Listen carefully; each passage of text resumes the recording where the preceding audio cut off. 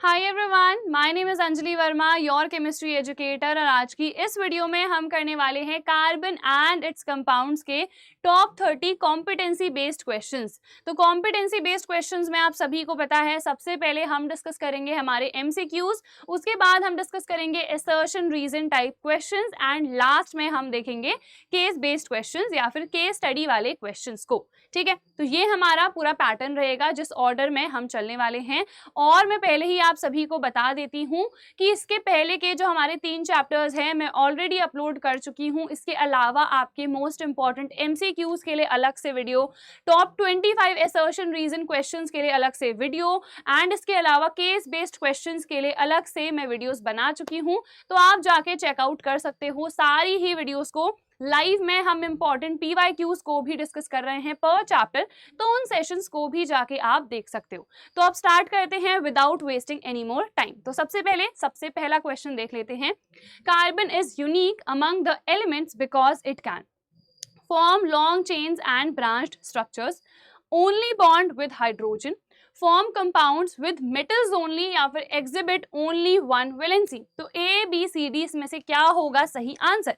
आप comment box या फिर चैट सेक्शन में जब ये प्रीमियर हो रहा होगा तो मेंशन भी कर सकते हो अपना आंसर। यहाँ पे देखो बहुत ही सिंपल सा ये सवाल है, जो कार्बन है वो इतना यूनिक क्यों होता है, इतना वर्सेटाइल क्यों होता है? आप सभी को पता है 2 प्रॉपर्टीज हैं, एक होती है कैटाइनेशन की प्रॉपर्टी और दूसरी है हमारे पास टेट्रा वैलेंसी।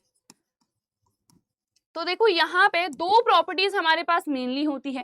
कैटाइनेशन आपको पता है सेल्फ लिंकेज की, खुद के साथ कार्बन लिंक करके लंबी लंबी चेन्स बना सकता है और ब्रांच्ड स्ट्रक्चर्स भी ये बना सकता है। तो करेक्ट आंसर यहाँ पे क्या हो जाएगा? इट विल बी ए। ठीक है, देखो यहाँ पे एग्जिबिट ओनली वन वैलेंसी, तो जो कार्बन है उसकी वैलेंसी आपको पता है कितनी होती है? 4 होती है उसकी वैलेंसी। ठीक है, अब यहाँ पे form compounds with metals only लिखा है, ऐसा तो नहीं होता है। ठीक है, ओनली बॉन्ड विद हाइड्रोजन ऐसा भी नहीं होता है। क्यों नहीं होता है? क्योंकि आप सभी को पता है जो कार्बन है वो हाइड्रोजन के साथ भी बॉन्ड कर सकता है, ऑक्सीजन के साथ भी, नाइट्रोजन के साथ भी, एटसेट्रा। ठीक है, हैलोजन के साथ भी बॉन्ड कर सकता है।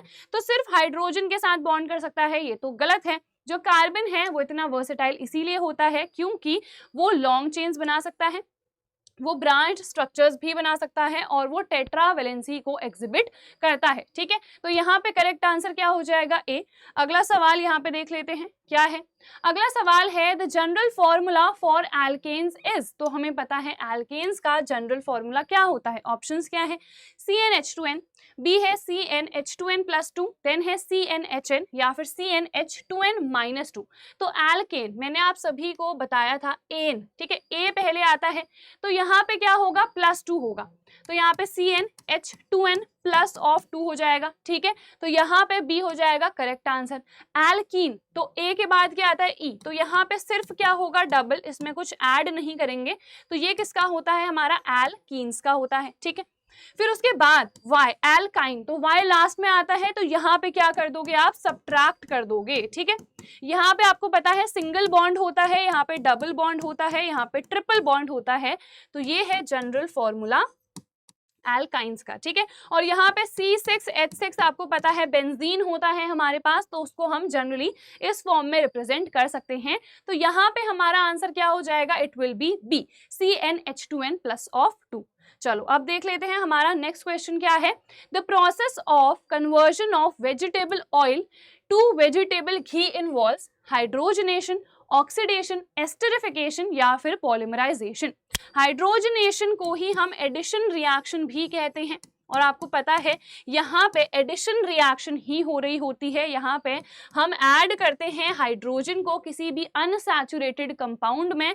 हम यहाँ पे कैटलिस्ट का भी इस्तेमाल करते हैं, जैसे कि निकल या फिर पैलेडियम, प्लैटिनम, ये सब हमारे कैटलिस्ट होते हैं जो रेट ऑफ रिएक्शन को इंक्रीज करते हैं। और जो हमारे पास मान लो यहाँ पे एल्कीन था तो वो किस में चेंज हो जाएगा? एल्केन में, सैचुरेटेड कंपाउंड में वो चेंज हो जाता है।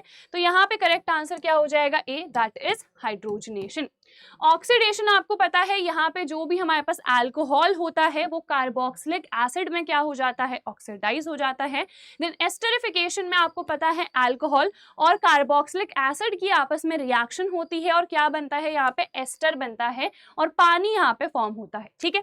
फिर पॉलीमराइजेशन एक ऐसा प्रोसेस होता है जहाँ पे जो मोनोमर्स होते हैं वो आपस में कंबाइन करते हैं और एक बड़ा सा पॉलीमर बना देते हैं, ठीक है। तो यहाँ पे करेक्ट आंसर क्या है, ए है। नेक्स्ट देखते हैं, विच of the following is an example of a saturated hydrocarbon, ethane, ethene, ethyne या फिर बेंजीन। सैचुरेटेड क्या होता है, जहां पे कार्बन कार्बन के बीच में क्या हो, सिंगल बॉन्ड प्रेजेंट हो और सिंगल बॉन्ड सिर्फ एल्केन में ही प्रेजेंट होता है। तो यहाँ पे ए आना चाहिए, ANE किस में दिख रहा है, क्लियरली ए, इथेन में दिख रहा है, तो ये हो जाएगा करेक्ट आंसर। ये हमारे पास डबल बॉन्डेड होगा तो ये अनसैचुरेटेड है, यहाँ पे ट्रिपल बॉन्ड होगा, ये भी अनसैचुरेटेड है। और बेंजीन में आपको पता है इस तरीके का हमारा स्ट्रक्चर होता है और यहाँ पे ऑल्टरनेट डबल बॉन्ड्स प्रेजेंट रहते हैं, सो ये भी हमारे पास सैचुरेटेड नहीं है, ठीक है। तो करेक्ट आंसर क्या है, ए है। Then the isomeric pair is ethane and propane, propane and butane, ethane and ethane, ठीक है, ये दोनों साथ ही लिख दिए हैं इन्होंने, सेम सेम लिख दिए हैं, ब्यूटेन एंड 2 मिथाइल प्रोपेन। देखो आइसोमर्स क्या होते हैं आपको पता है, जिनका जो जनरल फॉर्मूला है, जनरल नहीं एक्चुअली हम कहेंगे मॉलिक्यूलर फॉर्मूला, ठीक है। मॉलिक्यूलर फॉर्मूला तो यहाँ पे क्या होगा, सेम होगा, बट जो इनका स्ट्रक्चर बन रहा होगा या फिर स्ट्रक्चरल फॉर्मूला होगा दैट विल बी डिफरेंट। अब देखो इथेन और प्रोपेन की अगर मैं बात करूं, इथेन का फॉर्मूला होता है C2H6 और इसका क्या होता है C3H8, तो दोनों का मॉलिक्यूलर फॉर्मूला क्या है, डिफरेंट है। तो क्या ये दोनों आइसोमर्स होंगे, बिल्कुल भी नहीं, तो रिजेक्ट कर दो। प्रोपेन एंड ब्यूटेन, प्रोपेन होता है ये, ब्यूटेन होता है C4H10, दोनों का अगेन जो मॉलिक्यूलर फॉर्मूला है दैट इज डिफरेंट, तो ये भी रिजेक्ट हो गया। इथेन एंड इथेन, देखो फॉर्मूला तो सेम होगा एंड जो इनका स्ट्रक्चर बन रहा है वो भी बिल्कुल सेम होगा। अगर मैं इथेन को लिखूं सो इट इज दिस, है ना। सिमिलरली दूसरा इथेन भी अगर मैं लिखूंगी तो उसका भी तो यही स्ट्रक्चर बनेगा। तो क्या यहाँ पे डिफरेंट स्ट्रक्चर आया, नहीं, तो इसको भी क्या कर दो, रिजेक्ट कर दो। करेक्ट आंसर हो जाएगा डी। देखो ब्यूटेन, अब ब्यूटेन का फॉर्मूला है C4H10, तो यहाँ पे एक तो हम स्ट्रेट चेन के फॉर्म में बना सकते हैं, सही से इसे बना देते हैं, ठीक है। तो यहाँ पे देखो 3 हाइड्रोजन आएंगे, यहाँ पे 2 हाइड्रोजन, यहाँ पे 2 हाइड्रोजन, यहाँ पे 3 हाइड्रोजन। तो एक तो ये हो गया स्ट्रेट चेन वाला जिसको हम N ब्यूटेन या फिर सिंपली ब्यूटेन कहेंगे। अब दूसरा क्या होगा, यहाँ पे मैंने एक ब्रांचिंग कर दी है, ठीक है। यहाँ पे कार्बन को काउंट करो 4 हैं, हाइड्रोजन को काउंट करो 10 हैं। यहाँ पे देखते हैं, यहाँ पे 3 हाइड्रोजन आएंगे, यहाँ पे 3 हाइड्रोजन, 3 हाइड्रोजन, यहाँ पे 3 बॉन्ड्स कंप्लीटेड हैं तो एक ही हाइड्रोजन आएगा। यहाँ पे भी काउंट करो 4 कार्बन आएंगे और 10 यहाँ पे भी कितने हैं, हाइड्रोजन है, ठीक है। तो विच मीन्स दोनों का ही मॉलिक्यूलर फॉर्मूला सेम है बट जो स्ट्रक्चर बन रहे हैं वो अलग अलग बन रहे हैं। इसको क्या कहते हैं, इसको हम N ब्यूटेन कहते हैं और इसका एक्चुअल नेम क्या होगा, देखो 1 2 3 ऐसे नंबरिंग करते हैं। सेकंड पोजीशन पे मिथाइल ग्रुप अटैच्ड है, सो इसका नेम होता है 2 मिथाइल प्रोपेन, ठीक है। तो ये इसका नेम है, तो यहाँ पे क्लियरली वही लिखा था। तो ये दोनों ही क्या है, आइसोमर्स है, क्योंकि इनका जो मॉलिक्यूलर फॉर्मूला है दैट इज सेम बट जो स्ट्रक्चर बन रहा है वो अलग अलग है, ठीक है। तो आई थिंक समझ में आ गया होगा, बहुत ही सिंपल सा ये क्वेश्चन था। 6th है, which of the given is used to oxidise ethanol to ethanoic acid. देखो अभी मैंने बताया आपको ऑक्सीडेशन वाले प्रोसेस में क्या होता है, जो हमारे पास कोई भी अल्कोहल होता है वो कार्बोक्सिलिक एसिड में ऑक्सीडाइज हो जाता है। तो ऑक्सीडेशन करने के लिए हमें क्या चाहिए होता है, एक अच्छा ऑक्सीडाइजिंग एजेंट। तो देख लेते हैं ऑप्शंस में, alkaline KMnO4, concentrated H2SO4, acidified K2Cr2O7 या फिर ऑल ऑफ दीज। ये तीनों ही बहुत ही अच्छे क्या होते हैं, ऑक्सीडाइजिंग एजेंट्स होते हैं। अगर ये अच्छे ऑक्सीडाइजिंग एजेंट्स हैं विच मीन्स तीनों ही हमारा आंसर होगा एंड हेंस डी हम चूज करेंगे, ऑल ऑफ दीज, ठीक है। नेक्स्ट क्वेश्चन है the substance not responsible for the hardness of water is sodium nitrate, calcium hydrogen carbonate, calcium carbonate, magnesium carbonate. देखो जो हार्डनेस ऑफ वाटर होती है वो किसकी वजह से आती है, वो कैल्शियम या फिर मैग्नीशियम के आयंस की वजह से आती है। तो जहां पे भी कैल्शियम या मैग्नीशियम का आयन नहीं होगा वो रिस्पॉन्सिबल नहीं होगा हार्डनेस ऑफ वाटर के लिए। तो यहाँ पे देख लेते हैं क्या होगा हमारा सही आंसर, ए होगा ऑब्वियसली, है ना। क्यों होगा ए, क्योंकि ए में ही सोडियम का आयन है Na+, बाकी सब में क्या है कैल्शियम या फिर मैग्नीशियम। तो ये तीनों ही रिस्पॉन्सिबल होंगे फॉर हार्डनेस ऑफ वाटर, ठीक है। तो यहाँ पे करेक्ट आंसर क्या हो गया हमारा ए। बहुत ही सिंपल सा क्वेश्चन है, बस आपको ये ध्यान रखना है कि जो हार्डनेस आ रही है पानी में वो किसकी वजह से आ रही है, ठीक है। चलो आगे बढ़ जाते हैं। नेक्स्ट है कोवलेंट कंपाउंड्स। ए है have high melting and boiling point, B है are mostly soluble in water, C है are formed between atoms of metals and non metals, and D है यहाँ पे are formed by the sharing of electrons in the bonding atoms. जो covalent compounds हैं हमें पता है इनका जो मेल्टिंग और बॉइलिंग पॉइंट होता है वो कम होता है, लो होता है। हाई किसका होता है, आयनिक कंपाउंड्स का, तो ये वाला तो गलत हो गया। बी है are mostly soluble in water, again ये वाटर सॉल्यूबल नहीं होते हैं, ये ऑर्गेनिक सॉल्वेंट्स में सॉल्यूबल होते हैं। ये प्रॉपर्टी अगेन किसकी है, आयनिक कंपाउंड्स की, तो ये भी प्रॉपर्टी रिजेक्ट हो गई। Are formed between atoms of metals and non metals, again metals और नॉन मेटल्स के बीच में जो बॉन्ड बनता है उसको हम आयनिक बॉन्ड कहते हैं, तो कंपाउंड्स को क्या कहेंगे, आयनिक कंपाउंड्स कहेंगे, तो ये भी हो गया रिजेक्ट। डी हो जाएगा बिल्कुल सही, क्योंकि covalent compounds are formed by sharing of electrons. Transfer कहाँ हो रहा होता है, ट्रांसफर ऑफ इलेक्ट्रॉन्स होता है आयनिक कंपाउंड्स में, ठीक है। तो यहाँ पे क्या होगा, डी होगा हमारा सही आंसर। नेक्स्ट है 9th, vinegar is a solution of, A है 30 to 40% acetic acid in alcohol, B है 5 to 8% acetic acid in alcohol, C है 5 to 8% acetic acid in water, या फिर D 15 to 20% acetic acid in water. Vinegar आप सभी को पता है हमारे पास एथेनोइक एसिड ही होता है, या फिर आप इसी को क्या कहते हो, एसिटिक एसिड भी कहते हो। और एसिटिक एसिड को अगर हम पानी में डालते हैं तो उसी को हम क्या कहते हैं, विनेगर कहते हैं। बट कितना परसेंट, तो 5 to 8% होता है, अल्कोहल में नहीं होता है, सो ये दोनों ही रिजेक्ट हो गए। अब एक्चुअल परसेंट कितना होता है, सो 5 to 8%, ये आपकी एनसीईआरटी में भी मेंशन्ड है। तो सही आंसर क्या हो जाएगा, यहाँ पे सी हो जाएगा, ठीक है। तो बहुत ही सिंपल सा ये भी हमारे पास क्वेश्चन था। 10th है यहाँ पे, which of the given can be used for the denaturation of ethyl alcohol. Denaturation आपको पता है एक ऐसा प्रोसेस होता है जिससे जो भी प्रॉपर्टीज है एथेनॉल की या फिर हम कहें इथाइल अल्कोहल की वो हम खराब कर देते हैं, ठीक है। तो यहाँ पे 4 ऑप्शंस हैं, क्या होगा correct, methyl alcohol, pyridine, copper sulphate, या फिर डी ऑल ऑफ दीज। तो यहाँ पे देखो ऑल ऑफ दीज होता है हमारा सही जवाब, क्यों होगा वो भी मैं बताती हूँ, ठीक है। देखो जो डिनैट्यूरेशन हो रहा है ना उससे क्या हो रहा है, जो भी प्रॉपर्टीज हैं वो खराब कर रहे हैं। तो सबसे पहले तो we make this ethanol not drinkable anymore, मतलब ये पीने लायक ना बचे, ठीक है, लीथल हो जाए, खराब हो जाए। तो उसके लिए हम सबसे पहले मिथाइल अल्कोहल ऐड करते हैं, क्योंकि ये काफ़ी डेंजरस होता है। अगर हम इसका कंजप्शन करते हैं तो ये बहुत डेंजरस है, it can even lead to death, ठीक है। उसके बाद पिरिडीन। अब पिरिडीन हम क्यों ऐड करते हैं, सो दैट उसकी जो ओडर है, उसकी जो स्मेल है वो खराब हो जाए।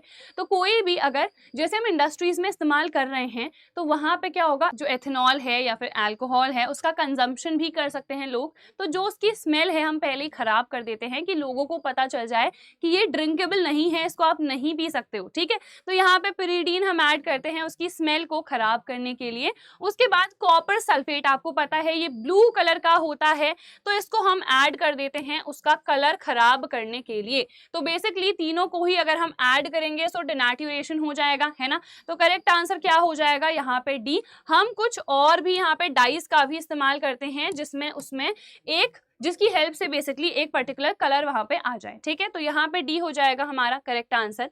नेक्स्ट क्वेश्चन है soaps are formed by saponification of alcohols, glycosides या फिर सिंपल एस्टर्स या फिर कार्बोक्सिलिक एसिड्स। देखो जो हमारे पास सोप है आप सभी को पता है RCOONA या फिर RCOOK, ये हमारे पास जनरली क्या है, इसका जनरल फॉर्म है, जनरल फॉर्मूला है। तो सपोनिफिकेशन रिएक्शन क्या होती है, जिसमें ना एस्टर्स की रिएक्शन होती है NaOH के साथ एंड यहाँ पे सोप बनता है। जैसे कि एक एग्जांपल ले लेते हैं CH3COOC2H5। देखो ये हमारे पास क्या है, आप सभी को पता है एस्टर है, इसकी रिएक्शन होती है सोडियम हाइड्रोक्साइड के साथ। यहाँ पे क्या बनता है, CH3COONA बनता है, प्लस देखो इसके साथ साथ C2H5OH यहाँ पे फॉर्म हो जाता है।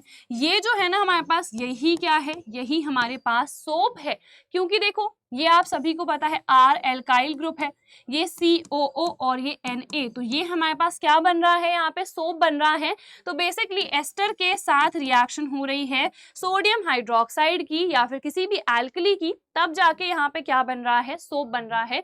सो यहाँ पे करेक्ट आंसर क्या हो जाएगा, सिंपल एस्टर्स। तो C will be the correct answer over here. अब चलो देख लेते हैं अगला सवाल क्या है। Carbon exist in the atmosphere in the form of only carbon monoxide, carbon monoxide in traces and carbon dioxide, only carbon dioxide या फिर कोल। देखो यहाँ पे सबसे पहले एटमॉस्फेयर में पूछा गया है, तो कोल तो सॉलिड है, इसको कर दो रिजेक्ट। अब गैसेस में कार्बन मोनोऑक्साइड भी गैस होती है, कार्बन डाइऑक्साइड भी गैस होती है। तो यहाँ पे आप सभी को पता है इनकम्प्लीट कंबशन से कार्बन मोनोऑक्साइड बनती है जो कि हाईली पॉइजनस होती है। तो अगर इसको हम इनहेल करेंगे इवन ट्रेसेस में तो it will be highly dangerous, death हो सकती है। सो एटमॉस्फेयर में ट्रेसेस में भी ये नहीं पाया जाता है। तो करेक्ट आंसर क्या होगा, ओनली कार्बन डाइऑक्साइड। तो रीजन समझ में आया, कार्बन मोनोऑक्साइड क्यों हमारा आंसर नहीं है, क्योंकि ये हाईली पॉइजनस होती है। अगर ये ट्रेसेस बहुत ही कम अमाउंट में भी प्रेजेंट रहेगी एटमॉस्फेयर में, so it will be highly dangerous. ठीक है, तो ये हो गया हमारा करेक्ट आंसर। नेक्स्ट क्या है यहाँ पे, two neighbours of a homologous series differ by. देखो अगर मान लो सबसे पहले मेरे पास CH4 है, फिर C2H6 है हमारे पास, इन दोनों में डिफरेंस कितने का है, यानी कि जो भी हमारे पास दो कंसेक्यूटिव कंपाउंड्स हैं उनमें एक होमोलॉगस सीरीज में क्या डिफरेंस होता है, तो आप सभी को पता है सब्ट्रैक्ट कर लो, CH2 यूनिट का ही यहाँ पे डिफरेंस आएगा किन्हीं भी दो नेबर्स के बीच में, जस्ट बगल वाला इसका नेबर होना चाहिए। ठीक है, तो करेक्ट आंसर यहाँ पे बी हो जाएगा, CH नहीं होता है, CH3। ये तो क्या हो गया हमारे पास, एल्काइल ग्रुप हो गया, और ये तो मेरे पास एल्केन हो गया। ठीक है, एल्केन या फिर हम कहें तो ये एक्चुअल में क्या है, मीथेन है ना। तो यहाँ पे क्या होगा करेक्ट आंसर, बी यानी कि CH2। अब नेक्स्ट क्वेश्चन देखें, which one of the given is an unsaturated hydrocarbon, acetylene, butane, propane या फिर डेकेन। देखो यहाँ पे अनसैचुरेटेड पूछा गया है, ये तीनों क्लियरली हमारे पास सैचुरेटेड हैं क्योंकि यहाँ पे एन लिखा हुआ है तीनों में ही, और यहाँ पे सिंगल बॉन्ड प्रेजेंट रहेगा। ये तीनों के तीनों हमारे पास क्या है, सैचुरेटेड हैं, एल्केन्स ये हैं। तो करेक्ट आंसर ए हो जाएगा। जो एसिटिलीन है वो एक्चुअल में होता क्या है, सो ये हमारे पास इथाइन होता है। ठीक है, सो इथाइन है ये हमारे पास, तो ऑब्वियसली यहाँ पे ट्रिपल बॉन्ड प्रेजेंट रहेगा एंड हमारे पास ए हो जाएगा सही जवाब। ठीक है, चलो नेक्स्ट यहाँ पे अब स्टार्ट हो गए हैं असर्शन रीजन वाले क्वेश्चंस। तो देखते हैं यहाँ पे क्या है। सबसे पहला सवाल असर्शन है, carbon is an element that can form large number of compounds. तो असर्शन बिल्कुल सही है ना, कार्बन हमारे पास एक ऐसा एलिमेंट है जो कि बहुत सारे कंपाउंड्स बना सकता है। रीजन वाला स्टेटमेंट देखो, carbon is tetravalent and shows the property of catenation. बिल्कुल सही, हमें पता है जो कार्बन है वो टेट्रावेलेंट होता है, यानी कि इसकी वैलेंसी कितनी है 4, और इसमें केटाइनेशन की प्रॉपर्टी है विच मीन्स यहाँ पे सेल्फ लिंकेज होता है। ठीक है, तो यहाँ पे जो रीजन है वो भी हमारे पास बिल्कुल सही है। क्या रीजन असर्शन को सही से एक्सप्लेन कर रहा है या नहीं, तो बिल्कुल कर रहा है। इन्हीं दोनों प्रॉपर्टीज की वजह से ही जो कार्बन है वो इतने सारे लार्ज नंबर ऑफ कंपाउंड्स बनाता है। तो इसमें हम कौन सा वाला ऑप्शन चूज करेंगे, वी विल चूज ए। दोनों ही हमारे पास असर्शन और रीजन ट्रू है, करेक्ट है, और जो रीजन है वो करेक्ट एक्सप्लेनेशन भी है असर्शन का। ठीक है, तो यहाँ पे ए हमारा आंसर हो गया। नेक्स्ट यहाँ पे 16th देख लेते हैं। असर्शन है, if the first member of a homologous series is methanal. So जो थर्ड मेंबर है वो प्रोपेनल होगा, बिल्कुल सही। ये हमारे पास एल्डिहाइड वाली सीरीज है और हमें पता है जो जनरल फॉर्मूला होता है वो सेम रहता है।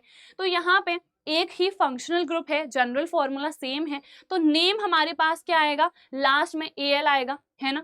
तो यहाँ पे मिथेनल अगर पहला मेंबर है so third member obviously 3 carbon के लिए प्रोपेन आता है और यहाँ पे फंक्शनल ग्रुप क्या है, एल है, एल्डिहाइड है, तो यहाँ पे लास्ट में हमने एल लिख दिया है। तो असर्शन बिल्कुल सही है। रीजन क्या है, all the members of a homologous series show similar chemical properties, बिल्कुल सही। रीजन वाला स्टेटमेंट सही है कि हमारे पास एक होमोलॉगस सीरीज में जितने भी एलिमेंट्स होते हैं उनकी जो केमिकल प्रॉपर्टीज हैं वो सेम रहती हैं, फिजिकल प्रॉपर्टीज में ग्रेडेशन आता है।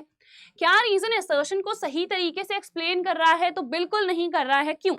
क्योंकि यहाँ पे रीजन क्या होगा कि पहला मेंबर अगर ये है तो थर्ड मेंबर ये होगा। इसका रीजन ये है कि सेम फंक्शनल ग्रुप यहाँ पे प्रेजेंट है, एल्डिहाइड वाला, इसीलिए यहाँ पे मिथेनल अगर पहला मेंबर है सो थर्ड क्या होगा, प्रोपेन है। तो रीजन असर्शन को यहाँ पे एक्सप्लेन नहीं कर रहा है, तो इस केस में हम कौन सा ऑप्शन चूज करेंगे, वी विल चूज बी। ठीक है, कि हमारे पास असर्शन और रीजन दोनों ही ट्रू हैं but reason is not the correct explanation. ठीक है, तो आई थिंक आपको ये वाला क्वेश्चन भी समझ में आ गया होगा। नेक्स्ट यहाँ पे देख लेते हैं, असर्शन है diamond and graphite are allotropes of carbon. Reason यहाँ पे गिवन है some elements can have several different structural forms while in the same physical state, these forms are called allotropes. तो देखो असर्शन वाला स्टेटमेंट बिल्कुल सही है। यहाँ पे डायमंड और ग्रेफाइट दोनों ही एलोट्रॉप्स होते हैं कार्बन के, और जो डेफिनेशन यहाँ पे लिखी है ना वो भी बिल्कुल सही है। तो रीजन वाला स्टेटमेंट भी सही है। Some elements can have several different structural forms while in the same physical state. यहाँ पे भी अगर हम देखें जो डायमंड है और जो ग्रेफाइट है उनकी जो फिजिकल स्टेट है वो सेम है। यहाँ पे फिजिकल स्टेट क्या है, दोनों की ही सॉलिड्स है। सो जो फिजिकल स्टेट है वो यहाँ पे सेम है बट जो इनके फॉर्म्स है वो अलग अलग हैं, क्योंकि आपको पता है डायमंड में 3 डायमेंशनल यहाँ पे स्ट्रक्चर रहता है और ग्रेफाइट की अगर हम बात करें यहाँ पे हेक्सागोनल अरेंजमेंट रहता है ना। तो यहाँ पे अलग अलग फॉर्म्स है, इनकी जो प्रॉपर्टीज है वो भी थोड़ी अलग अलग होती हैं। फिजिकल प्रॉपर्टीज अगर हम कहें, जैसे कि जो डायमंड है that is the hardest substance, जबकि ये हमारे पास उतना हार्ड नहीं होता है, ये थोड़ा स्लिपरी होता है and it is a good conductor of electricity, जबकि ये नहीं है। तो कुछ जो फिजिकल प्रॉपर्टीज है वो अलग अलग हो सकती हैं बट यहाँ पे दोनों की ही देखो जो फिजिकल स्टेट है वो क्या है, बिल्कुल सेम है, और इन्हीं को हम क्या कहते हैं, एलोट्रॉप्स कहते हैं।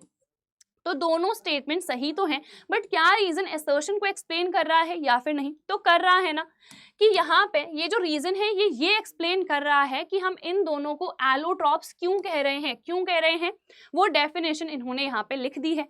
तो कौन सा ऑप्शन यहाँ पे चूज करेंगे, A, both assertion and reason are true and reason is the correct explanation of the assertion. ठीक है, चलो नेक्स्ट क्वेश्चन है असर्शन यहाँ पे, ethanoic acid reacts with ethyl alcohol in presence of concentrated H2SO4 to form ethyl ethanoate. तो ये तो बिल्कुल सही है। ये कौन सा है हमारे पास, प्रोसेस एस्टरिफिकेशन का है, जैसे कि यहाँ पे मैं लिख देती हूँ CH3 COOH प्लस यहाँ पे C2H5OH। ठीक है, दोनों की यहाँ पे रिएक्शन होती है H2SO4 की प्रेजेंस में और यहाँ पे क्या बनता है, यहाँ पे एस्टर बनता है CH3 COO C2H5 प्लस यहाँ पे H2O फॉर्म हो जाता है। तो ये हमारे पास क्या है, दिस इज एस्टर और इसका नेम क्या है, इथाइल इथेनोएट। ठीक है, तो यहाँ पे विच मीन्स जो असर्शन है बिल्कुल सही है।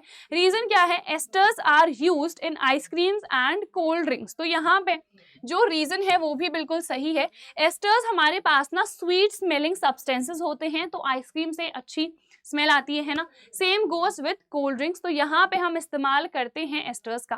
बट क्या रीजन असर्शन को एक्सप्लेन कर रहा है, नहीं ना। दोनों ही क्या है, इंडिविजुअल स्टेटमेंट्स हैं, भले ही एस्टर के ऊपर ही हैं कि यहाँ पे भी एस्टर बन रहा है और यहाँ पे एस्टर के कुछ यूजेस बता दिए, बट क्या यहाँ पे रीजन असर्शन को एक्सप्लेन कर रहा है, तो बिल्कुल नहीं। तो विच मीन्स हम यहाँ पे बी चूज करेंगे कि दोनों ही स्टेटमेंट सही तो हैं बट रीजन करेक्ट एक्सप्लेनेशन नहीं है असर्शन का। ठीक है, चलो नेक्स्ट यहाँ पे देख लेते हैं 19th क्वेश्चन। असर्शन है carbon compounds can form chain, branch and ring structures. तो बिल्कुल सही, असर्शन बिल्कुल सही है। जो कार्बन कंपाउंड्स होते हैं वो चेन भी बना सकते हैं, ब्रांच स्ट्रक्चर्स भी पॉसिबल हैं, लॉन्ग चेन्स पॉसिबल हैं, रिंग स्ट्रक्चर भी यहाँ पे पॉसिबल है। तो बिल्कुल सही है असर्शन। रीजन क्या है? Carbon exhibits the property of catenation. ये भी बिल्कुल सही है। अभी हमने इतने बार पढ़ा कि कार्बन में दो मेन प्रॉपर्टीज होती हैं, केटाइनेशन and tetravalency.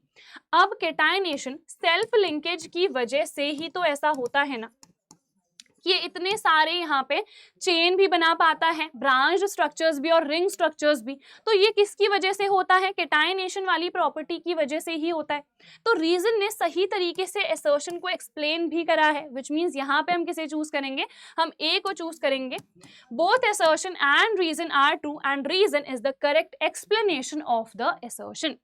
Next question assertion है, देखो carbon monoxide is extremely poisonous in nature. अभी हमने जस्ट पढ़ा था, तो बिल्कुल सही है ये स्टेटमेंट। जो कार्बन मोनोऑक्साइड है वो बहुत ज़्यादा पॉइजनस होती है। और ये कैसे बनती है? ये इनकम्प्लीट कंबशन से बनती है। जो भी हमारे पास सैचुरेटेड कंपाउंड्स है, अगर उनका इनकम्प्लीट कंबशन होगा, यानी कि लिमिटेड सप्लाई ऑफ ऑक्सीजन अगर है, तो हमेशा कार्बन मोनोऑक्साइड बनती है। अगर कंप्लीट कंबशन होता है तो कार्बन डाइऑक्साइड बनती है। ठीक है, रीजन देखो, carbon monoxide is formed by complete combustion. तो ये तो बिल्कुल गलत स्टेटमेंट है। अभी हमने देखा जो कार्बन मोनोऑक्साइड है वो बनती है इनकम्प्लीट कंबशन से, और कार्बन डाइऑक्साइड बनती है कंप्लीट कंबशन से। तो यहाँ पे देखो हम किसे चूज करेंगे कि असर्शन इज ट्रू, बट जो रीजन दिया है वो फॉल्स है, गलत है। तो यहाँ पे हम सी को चूज कर लेंगे। ठीक है, नेक्स्ट देखो असर्शन है soaps are not suitable for washing purpose when water is hard. बिल्कुल सही, बिकॉज अभी हमने हार्डनेस ऑफ वाटर पढ़ी थी ना, तो हार्ड वाटर में कैल्शियम या फिर मैग्नीशियम के आयंस प्रेजेंट रहते हैं, और जैसे ही सोप रिएक्ट करता है इनके साथ तो स्कम बना देता है, जो कि इनसॉल्यूबल प्रेसिपिटेट होता है। जैसे कि इक्वेशन से समझते हैं, RCOONA, ये मेरे पास क्या है? सोप है। ये रिएक्ट कर रहा है मान लो कैल्शियम के आयन के साथ, तो यहाँ पे क्या बना देगा? RCOO2Ca, और यहाँ पे सोडियम का आयन बाहर निकल जाएगा। ठीक है, बैलेंस इसको मैं जल्दी से कर लेती हूँ, इस तरीके से इसकी बैलेंसिंग होगी। तो ये मेरे पास जो बन रहा है ना, यही स्कम है। और स्कम क्या होता है? हमारे पास इनसॉल्यूबल प्रेसिपिटेट होता है। तो अगर इनसॉल्यूबल प्रेसिपिटेट यहाँ पे बन रहा है तो क्या वॉशिंग पर्पस के लिए हम सोप का इस्तेमाल कर पाएंगे? नहीं ना, क्योंकि वॉशिंग ही प्रॉपर्ली नहीं हो पाएगी, वहाँ पे प्रेसिपिटेट बन जाएगा। तो जब भी हमारे पास वाटर हार्ड होता है, हम कभी भी सोप्स को यूज नहीं करते हैं। ठीक है, असर्शन सही है।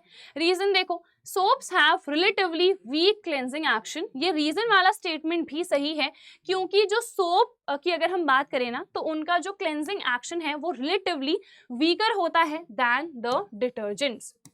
डिटर्जेंट्स के कंपैरिजन में जो हमारे पास सोप्स हैं उनका जो क्लेंजिंग एक्शन है वो वीकर रहता है, इसीलिए कभी भी हम डिटर्जेंट को ज़्यादा प्रेफर करते हैं for cleansing action than the soaps. ठीक है, तो यहाँ पे हमारे पास दोनों ही सही है, बट रीज़न क्या असर्शन को एक्सप्लेन कर पा रहा है? बिल्कुल नहीं कर रहा है। क्यों नहीं कर रहा है? देखो यहाँ पे रीजन मैंने आपको पहले ही बता दिया कि जो सोप है वो हार्ड वाटर में इसलिए वर्क नहीं करता है क्योंकि स्कम बनाता है। क्या यहाँ पे रीजन में स्कम मेंशन्ड है? नहीं है। तो जो रीजन है वो असर्शन को सही तरीके से एक्सप्लेन नहीं कर रहा है, एंड हेंस हम यहाँ पे बी को चूज कर लेंगे। ठीक है, अब आ जाओ नेक्स्ट पे। असर्शन है in a candle wax vapours burn in sufficient supply of oxygen which leads to blue flame. बिल्कुल सही। देखो जब भी सफिशिएंट सप्लाई ऑफ ऑक्सीजन होती है, सफिशिएंट सप्लाई ऑफ एयर होती है, तो क्या होता है? Complete combustion. कंप्लीट कंबशन में CO2 गैस बनती है और फ्लेम होती है हमेशा ब्लू कलर की। अगर आपको येलो सूटी फ्लेम मिल रही है विच मीन्स इनकम्प्लीट कंबशन है, और इनकम्प्लीट कंबशन में कार्बन मोनोऑक्साइड बनेगी। तो यहाँ पे वही लिखा हुआ है, देखो कि सफिशिएंट सप्लाई ऑफ ऑक्सीजन है जिसकी वजह से ब्लू फ्लेम आ रही है। तो असर्शन बिल्कुल सही है। रीजन देखो, when the oxygen supply is sufficient then fuels burn completely producing a blue flame. बिल्कुल सही, अभी मैंने आपको बताया कि अगर हमारे पास सफिशिएंट सप्लाई होती है तो हमेशा ही कंप्लीट कंबशन होता है। कंप्लीट कंबशन जब भी होता है तो एक ब्लू कलर की फ्लेम हमें देखने को मिलती है। तो क्या रीजन असर्शन को सही तरीके से एक्सप्लेन कर रहा है? यस डेफिनेटली, है ना। तो यहाँ पे करेक्ट क्या हो जाएगा? ए। असर्शन और रीजन दोनों ही सही है और जो रीजन है वो असर्शन को सही तरीके से एक्सप्लेन भी कर रहा है। नेक्स्ट क्वेश्चन पे आ जाते हैं। असर्शन है एल्केन्स गिव एडिशन रिएक्शंस, ये तो बिल्कुल ही गलत हो गया, यहाँ पे एस आएगा। तो जो एल्केन्स हैं वो एडिशन रिएक्शंस को शो ही नहीं करते हैं। क्यों नहीं करते हैं? वैसे एस नहीं भी लिखोगे यहाँ पे तो चलेगा, ठीक है। तो जो एल्केन्स हैं वो एडिशन रिएक्शन नहीं दिखाते हैं। वो कौन सी रिएक्शन दिखाते हैं? सब्स्टिट्यूशन रिएक्शन दिखाते हैं, ठीक है। जो एडिशन रिएक्शन है वो हमारे पास अनसैचुरेटेड कंपाउंड्स दिखाते हैं, यानी कि हमारे पास एल्कीन या फिर एल्काइन, यानी कि डबल बॉन्डेड या फिर ट्रिपल बॉन्डेड कंपाउंड्स। तो यहाँ पे असर्शन तो गलत है। रीजन देखो, addition reactions are a characteristic property of unsaturated hydrocarbons, ये रीजन बिल्कुल सही लिखा है। अभी हमने डिस्कस करा जो हमारे पास एडिशन रिएक्शंस हैं वो अनसैचुरेटेड हाइड्रोकार्बन शो करते हैं। तो यहाँ पे हम डी को चूज करेंगे। हमारे पास जो असर्शन है वो फॉल्स है, बट जो रीजन है दैट इज ट्रू। अब 24th क्वेश्चन पे आ जाते हैं। असर्शन यहाँ पे है n butane and isobutane are examples of isomers, ये अभी मैंने एक्सप्लेन भी करा था। यस, जो एन ब्यूटेन है उसमें स्ट्रेट चेन स्ट्रक्चर बनता है और आइसो में क्या बनता है? आइसो में यहाँ पे हमारे पास नॉट दिस, यहाँ पे इस तरीके से हमारा स्ट्रक्चर बनता है। आई थिंक प्रीवियस वाले क्वेश्चन में कुछ गलती हो गई थी, न्यू हमने वहाँ पे डिस्कस कर लिया था या फिर हमने आइसो ही लिखा था। एक बार देख लेते हैं। यहाँ पे अगर मैंने आइसो इसको बोल दिया था तो अगर नियो बोल दिया था तो वो गलत है, ठीक है। इस वाले क्वेश्चन में ये वाला जो स्ट्रक्चर बन रहा है ना, इसको क्या कहेंगे? इसको हम आइसोब्यूटेन भी कह सकते हैं, ठीक है। ये क्या है हमारे पास? ये एन ब्यूटेन है और ये है एन ब्यूटेन, ठीक है। This is an butane. और ये वाला जो हमारे पास स्ट्रक्चर बन रहा है ना, जिसमें ब्रांचिंग आ रही है, तो इस ब्रांचिंग वाले में हम क्या कहेंगे? इसको आइसोब्यूटेन कहेंगे, ठीक है। तो आई जस्ट रिमेंबर कि शायद मैंने वहां पे गलत बोल दिया था, तो अगर गलत बोल दिया था तो करेक्ट कर लो, ठीक है। ये है हमारे पास एन ब्यूटेन, ये क्या है? हमारे पास आइसोब्यूटेन है। यहाँ पे नियो वाला स्ट्रक्चर नहीं बनता है, नियो वाला स्ट्रक्चर बनता है किसमें? पेंटेन में, ठीक है। चलो फिर आ जाते हैं हम हमारे 24th क्वेश्चन में। कहाँ गायब हो गया ये 24th क्वेश्चन? जल्दी से लगा लेते हैं। चलो ठीक है, यहीं पे से बैक कर लेते हैं, वरना तो कब मिलेगा पता नहीं। चलो मिल गया है, ठीक है। तो ये रहा। तो ये हमारे पास देखो, ये एन ब्यूटेन होता है स्ट्रेट चेन वाला, और जो ब्रांचिंग वाला होता है इसको हम आइसोब्यूटेन कहते हैं। दोनों ही क्या है? हमारे पास आइसोमर्स है। अभी हमने पहले डिस्कस कर लिया था। रीजन क्या है? Isomerism is possible only with hydrocarbons having 4 और मोर कार्बन एटम्स, ये भी बिल्कुल सही है।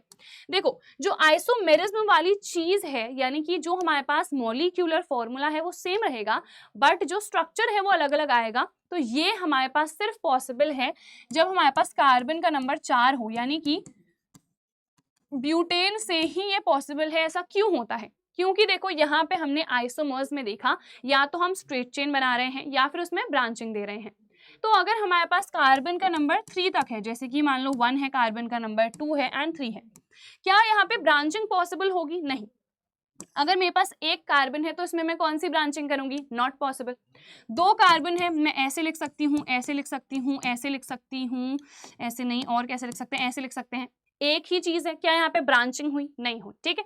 3 कार्बन है तो मैं इसको ऐसे लिख सकती हूँ, या फिर ऐसे भी लिख सकती हूँ, ऐसे भी लिख सकती हूँ। तीनों सेम चीज है ना, यहाँ पे एक ही मेन चेन बन रही है।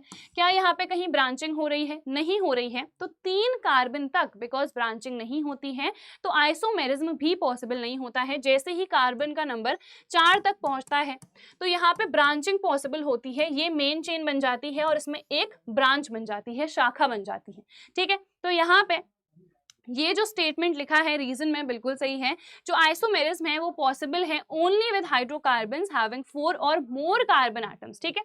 बट क्या रीजन असर्शन को एक्सप्लेन कर रहा है या नहीं? नहीं ना, यहाँ पे लिखा हुआ है कि ये दोनों आइसोमर्स हैं। अगर रीजन में ये एक्सप्लेन किया जाता कि because both of these have the same molecular formula but different structural formula, तो यहाँ पे जो रीजन है वो बिल्कुल सही एक्सप्लेनेशन होता।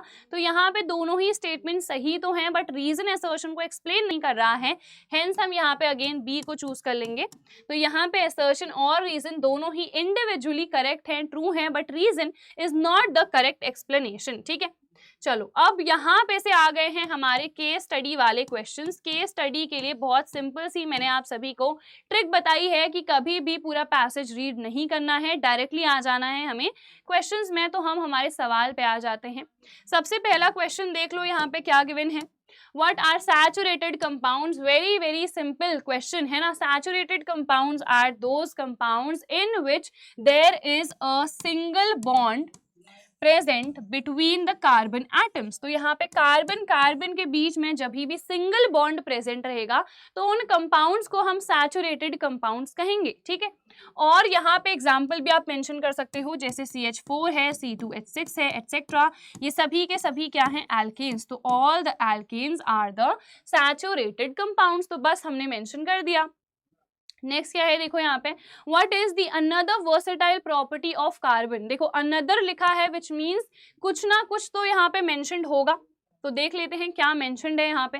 Carbon has the unique ability to form bonds with the other atoms of carbon giving rise to large molecules. तो यहाँ पे प्रॉपर्टी कैटाइनेशन की मेंशन्ड है। तो यहाँ पे अनदर प्रॉपर्टी कौन सी होती है, आप सभी को पता है, दैट इज टेट्रावेलेंसी। तो कैटाइनेशन गिवन था, तो दूसरी प्रॉपर्टी बतानी थी जो कि क्या होती है, टेट्रावेलेंसी। तो बस हमने इतना सा आंसर कर दिया। गिव टू एग्जाम्पल्स आएगा। ठीक है, give two examples of unsaturated compounds. तो दो एग्जाम्पल्स बहुत सारे हो सकते हैं हमारे पास। हमें पता है इथीन होता है हमारे पास, देन वी हैव इथाइन। यहाँ पे आप प्रोपीन भी मेंशन कर सकते हो, यहाँ पे प्रोपाइन मेंशन कर सकते हो, कोई सा भी आप यहाँ पे एल्कीन या फिर एल्काइन मेंशन कर सकते हो। ठीक है, बट यहाँ पे एल्कीन या एल्काइन मत लिखना, बिकॉज वो टाइप होता है हमारे पास अनसैचुरेटेड कंपाउंड का। यहाँ पे एग्जाम्पल पूछा गया है। ठीक है, तो हमने ये एग्जाम्पल्स मेंशन कर दिए हैं, कोई सा भी आप एग्जाम्पल लिख सकते हो, जो भी आपको याद आएगा।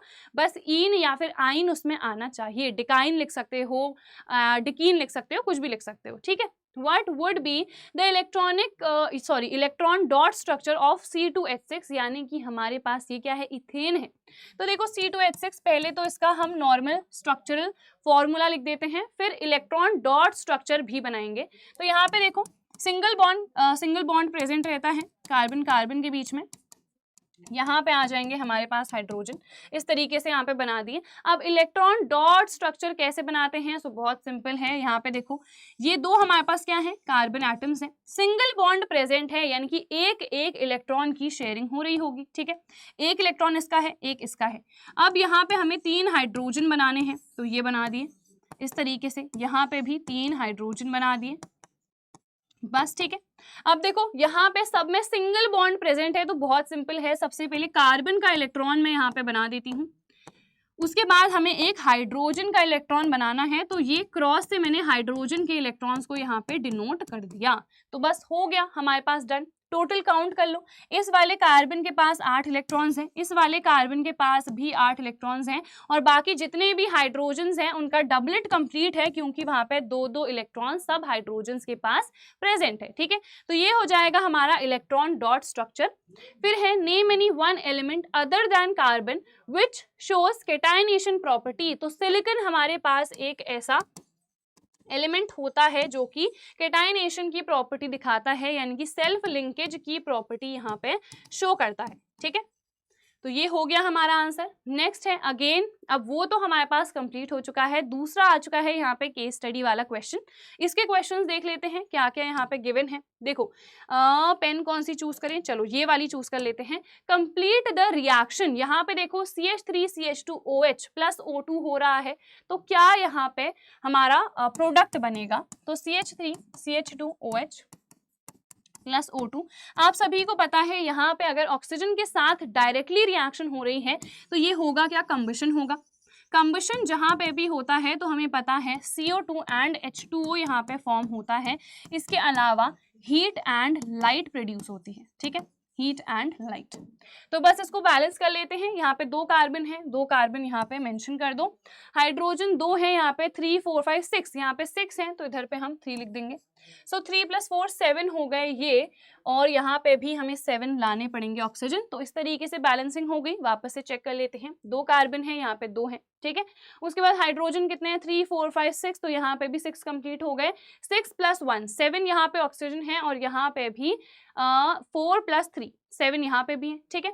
तो बस ये हो गई हमारे पास रिएक्शन कंप्लीट। ये है हमारे पास प्रोडक्ट्स।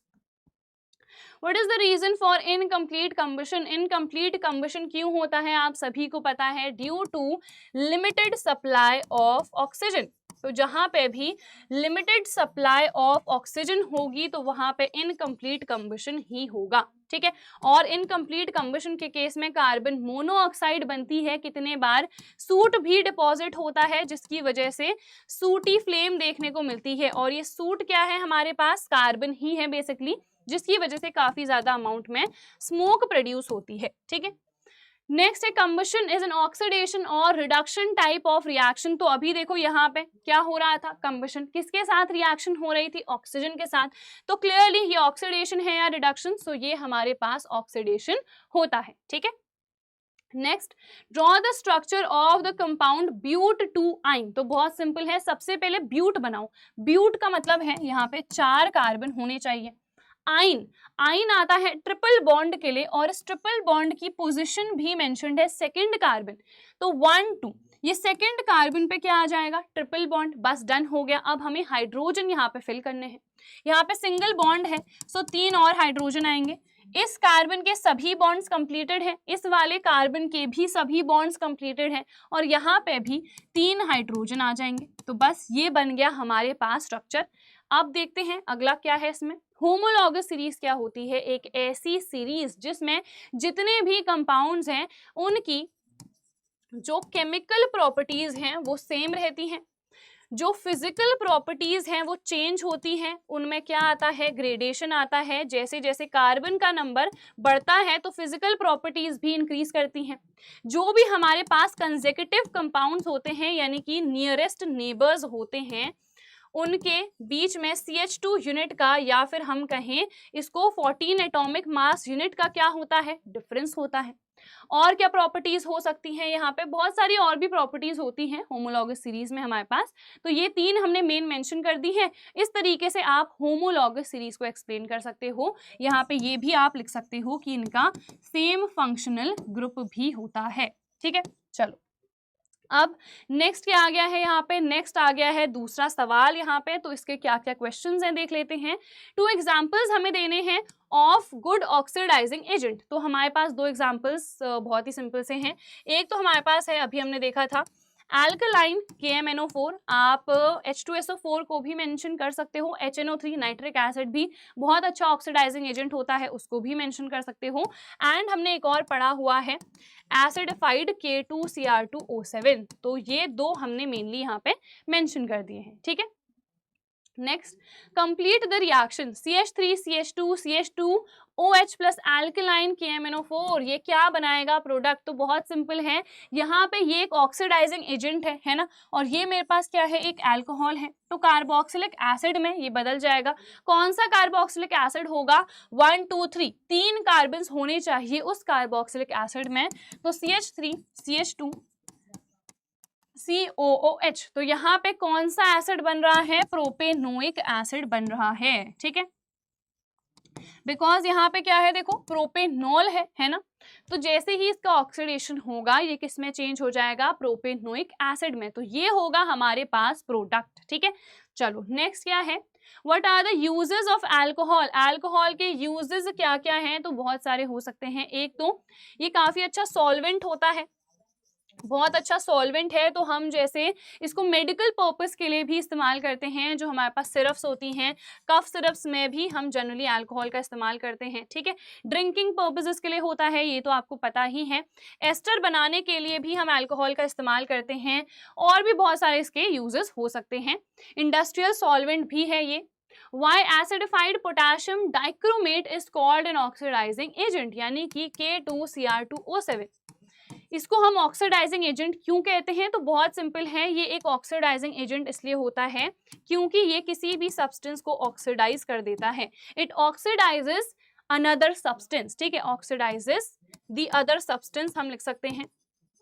जैसे कि अगर मेरे पास अल्कोहल था तो अल्कोहल दूसरा सब्सटेंस है, तो इसने क्या करा, उस दूसरे सब्सटेंस को ऑक्सीडाइज कर दिया, और जो भी सब्सटेंस ऑक्सीडाइज करता है या ऐड करता है किसको, ऑक्सीजन को, उसी सब्सटेंस को हम क्या कहते हैं, उसी सब्सटेंस को हम कहते हैं ऑक्सीडाइजिंग एजेंट। तो बस यही होगा हमारे पास सिंपल सा रीजन।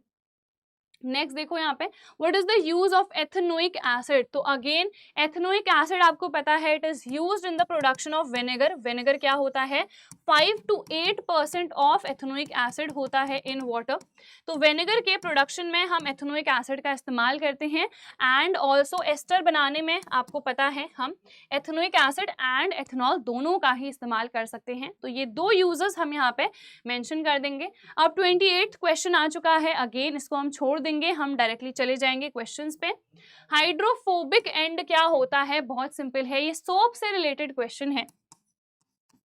ये सोप का जनरल फॉर्मूला होता है, इसमें आपको पता है ये आयनाइज होता है, तो RCOO- और Na+ ये बना देता है। अब यहाँ पे ये वाला जो पार्ट है ना RCOO- वाला, तो इसमें हमारे पास दो पार्ट्स हैं, एक है R, एक है COO-, इसको हम कहते हैं आयनिक एंड, क्योंकि देखो यहाँ पे आयन है, और ये हमारे पास क्या है, ये नॉन आयनिक एंड आप इसको कह सकते हो, या फिर इसको हम कहते हैं कार्बोनिक चेन, क्योंकि ये तो हमारे पास चेन ही है। अब इसको हम ऐसे भी बनाते हैं इस तरीके से, तो यहाँ पे ये जो टेल है ये हमारे पास R है, ठीक है, ये कार्बोनिक चेन है, देखो चेन के फॉर्म में बनी है ना, इसको हम टेल कहते हैं, और इसको हम हेड कहते हैं, और ये क्या है हमारे पास आयनिक वाला एंड है, यहाँ पे लिख देते हैं ये R है, ये COO- है। तो ये जो टेल है हमारे पास ये क्या होती है, अलग कलर से यहाँ पे हम रिप्रेजेंट कर देते हैं, ये होती है हमारे पास हाइड्रोफोबिक, ठीक है, और ये जो हमारे पास आयनिक वाला हेड है ये होता है हाइड्रोफिलिक। तो हाइड्रोफोबिक एंड हमारे पास क्या होता है, कार्बोनिक चेन होती है, and it is hydrophobic. Hydrophobic का मतलब क्या है कि ये पानी से डरती है, सो ये हमेशा नियर द डर्ट रहती है या फिर ऑयल रहती है, और जो हमारे पास हाइड्रोफिलिक वाला पोर्शन है ना वो पानी के टुवर्ड्स रहता है, ठीक है। तो हाइड्रोफोबिक एंड क्या है आपको मेंशन करना है, it is the carbonic chain, and ये हमारे पास क्या होती है, टेल के फॉर्म में होती है, R से हम इसको डिनोट करते हैं। R का मतलब आप सभी को पता है एल्काइल ग्रुप होता है, ठीक है। नेक्स्ट है draw the structure of micelle. तो यहाँ पे हमें ड्रॉ करना है, तो बहुत ही सिंपल है, यहाँ पे बीच में ऑयल या फिर डर्ट प्रेजेंट रहती है, और इसके आसपास अराउंड क्या होता है, देखो हमें पता है ये ऑयल या डर्ट है, और मैंने बताया था ऑयल या डर्ट के पास ही हाइड्रोफोबिक वाला पोर्शन रहेगा।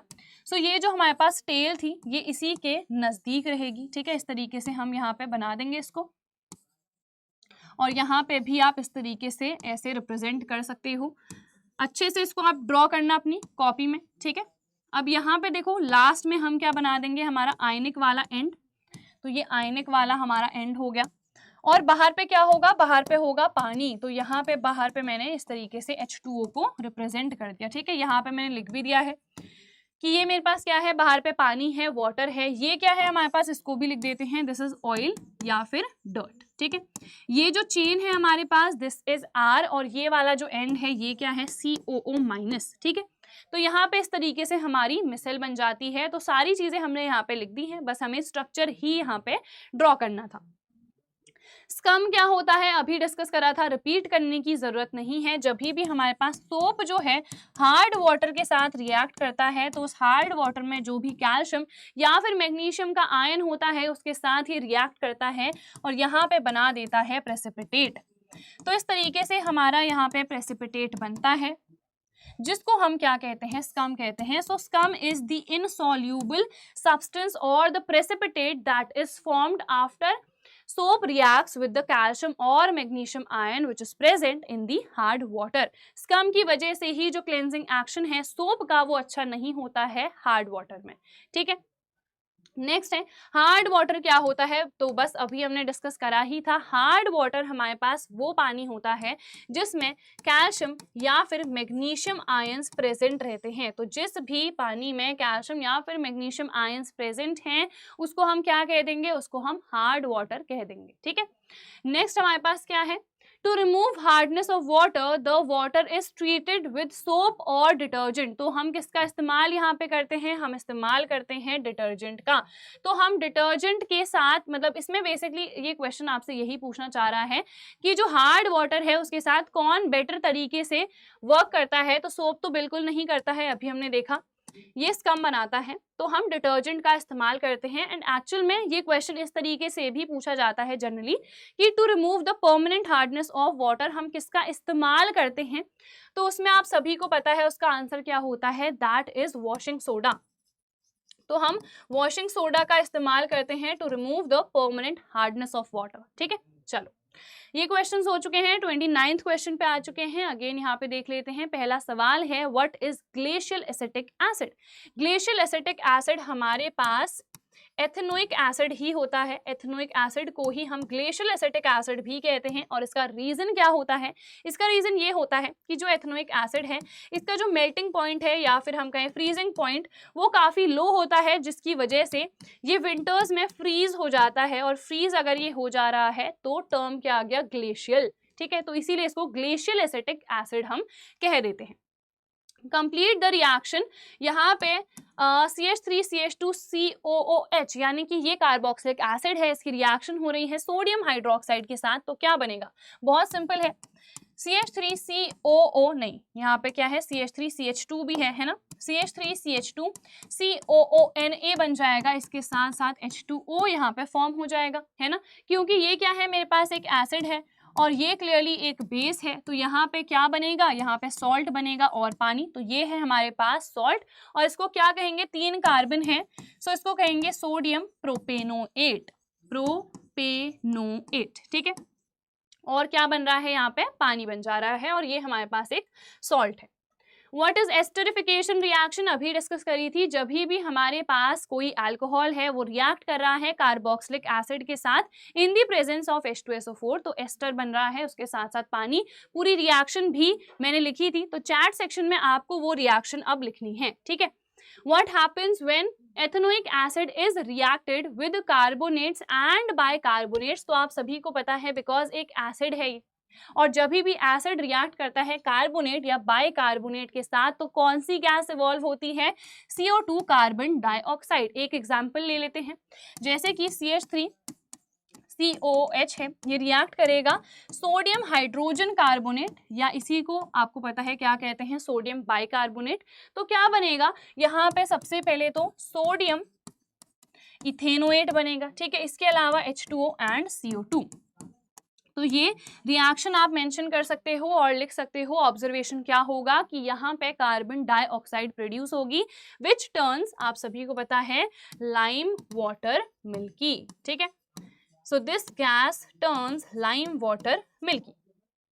Next, right the reaction of ethanoic acid with sodium hydrogen carbonate. तो ऑलरेडी रिएक्शन हम पहले ही लिख चुके हैं, तो बस ये रिएक्शन भी हमने लिख दी है। अब आखिरी सवाल पे आ जाते हैं, फ्रोथिंग इन यमुना। तो यहाँ पे देखते हैं क्या सवाल है। Predict the pH value of the water of river Yamuna if the reason for froth is high content of detergents dissolved in it। देखो आपको पता है जो सोप्स हैं, डिटर्जेंट्स हैं, ये सब क्या होते हैं, नेचर में बेसिक होते हैं। अगर ये बेसिक है तो इनका pH क्या होगा, क्लियरली ग्रेटर दैन 7 होगा। तो देख लेते हैं, 10 to 11, 5 to 7, 2 to 5 एंड 7। 7 तो हो जाएगा न्यूट्रल का, रिजेक्ट कर दो, ये होगा एसिडिक का, ये भी होगा एसिडिक का। तो यहाँ पे हमने कहा बेसिक है और pH होगा 7 से ज्यादा, तो A हो जाएगा हमारे पास यहाँ पे correct answer. Next, which of the following statements is correct for the water with detergents dissolved in it. Low concentration of hydroxide ion and high concentration of hydronium, तो बिल्कुल नहीं। अगर डिटर्जेंट है विच मीन्स ये basic है, basic है तो OH minus का कॉन्सेंट्रेशन ज्यादा होना चाहिए, है ना, और H3O प्लस का क्या होना चाहिए, कम, क्योंकि एसिडिक तो है नहीं, तो जो एसिड वाला आयन है वो ऑब्वियसली कम होगा। नेक्स्ट है high concentration of hydroxide ion and low concentration of hydronium, ये बिल्कुल सही लिखा है, तो हमें यहाँ से पता चल गया बी हो जाएगा करेक्ट आंसर। यहाँ पे सी देखो, high concentration of hydroxide ion as well as, तो दोनों तो नहीं हो सकते हैं ना, वो तो न्यूट्रल हो जाएगा, तो ये गलत है। इक्वल कॉन्सेंट्रेशन होगा तो अगेन यहाँ पे क्या होगा, न्यूट्रल होगा, सो डी को रिजेक्ट कर दो, करेक्ट आंसर हो जाएगा हमारे पास बी। नेक्स्ट क्या है, if a sample of water containing detergents is provided to you, which of the following methods will you adopt to neutralize it. देखो ये हमारे पास बेसिक है, ऑब्वियसली हमें अभी तक पता चल गया है, तो हम किसी भी एसिडिक सोल्यूशन को ऐड करेंगे। देख लेते हैं, treating the water with baking soda, sodium hydrogen carbonate खुद ही एक बेसिक सॉल्ट होता है, तो इसका हम बिल्कुल इस्तेमाल नहीं करेंगे। Treating the water with vinegar, vinegar आपको पता है एथेनोइक एसिड है, तो ये एसिड है, तो यस हमारे पास बी आंसर हो सकता है। Treating the water with caustic soda NaOH, ये हमारे पास बेसिक है, तो अगेन इसे ट्रीट नहीं करेंगे। Treating the water with washing soda, washing soda आप सभी को पता है Na2CO3.10H2O, तो यहाँ पे अगेन ये हमारे पास एक सॉल्ट है, तो इसका हम बिल्कुल भी इस्तेमाल नहीं करेंगे। यहाँ पे भी इसको हम बेसिक सॉल्ट कह सकते हैं, क्योंकि यहाँ पे भी जो हमारे पास बेस है वो क्या है, स्ट्रॉन्ग है, ठीक है। तो यहाँ पे अगेन इसका भी हम इस्तेमाल नहीं करेंगे, एसिड का इस्तेमाल करेंगे, तो बी यहाँ पे क्या हो जाएगा, बिल्कुल करेक्ट आंसर। नेक्स्ट है, high content of phosphate ion in river Yamuna में लीड टू, अगर फोस्फेट आयन का कॉन्सेंट्रेशन ज्यादा होगा, सो जो ऑक्सीजन डिसॉल्व हो रही है वो कम हो जाएगी, और एल्गिल जो ग्रोथ होती है वो काफी ज्यादा हो जाती है। तो देख लेते हैं option, decreased level of dissolved oxygen and increased growth of algae, तो यहाँ पे तो मुझे ए में ही दिख गया, तो करेक्ट हो जाएगा ए यहाँ पे। बाकी भी एक बार देख लेते हैं, decreased level of dissolved oxygen and no effect on growth of algae, ऐसा नहीं होता है, एल्गिल ग्रोथ इंक्रीज होती है, उसी की वजह से वो सारा ऑक्सीजन ले लेते हैं, तो डिसॉल्व्ड ऑक्सीजन का जो अमाउंट है वो डिक्रीज करता है, ठीक है। Increased level of dissolved oxygen तो बिल्कुल नहीं, यहाँ पे ऑक्सीजन का लेवल डिक्रीज करता है। Decreased level of dissolved oxygen and decreased growth of algae नहीं, एल्गिल ग्रोथ बिकॉज इंक्रीज होती है, तभी जाके ऑक्सीजन का जो अमाउंट है, जो डिसॉल्व्ड ऑक्सीजन का अमाउंट है वो यहाँ पे डिक्रीज होता है, ठीक है। तो यहाँ पे हमारे पास ए हो जाएगा answer. Okay, so this was the last question. I hope जितने भी क्वेश्चंस हमने करे हैं सारे के सारे क्वेश्चंस आपको बहुत अच्छे तरीके से समझ में आ गए होंगे। तो मिलेंगे हम हमारे नेक्स्ट सेशन में, नेक्स्ट वीडियो में। Till then bye everyone, take care and all the very best. और जितने भी मेरी वीडियोज हैं, जितने सेशंस हैं, उन्हें देखना बिल्कुल भी मत भूलना।